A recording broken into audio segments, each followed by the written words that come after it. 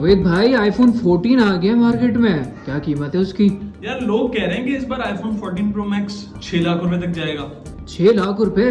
यार अब तो किडनी बेचनी पड़ जाएगी आपको लेने के लिए। भाई अगर मेरे पास 6 लाख रुपए होते भी तब भी मैं नहीं लेता, क्योंकि उन 6 लाख रुपए से बहुत कुछ हो सकता है। बहुत कुछ? क्या मतलब है आपका? क्या क्या ले सकते हैं आप इससे? अगर आज के दौर में अंदाजा लगाया जाए तो 6 लाख रुपए में 4 तोला सोना आ सकता है, 2 या 3 रक्षाएं आ सकती हैं, 60-70 सीसी मोटर बाइक्स आ सकती हैं, इसी के साथ साथ 6 कार्ट आ सकते हैं जिसमें फ्राइज और बर्गर के ठेले का बिजनेस स्टार्ट हो सकता है। देखा जाए तो अगर बिजनेस स्टार्ट किया जाए तो 1 लाख रुपए एक बिजनेस भी दे तो 6 कार्ट आराम से 6 लाख रुपए पहले महीने में बाहर कर देंगे।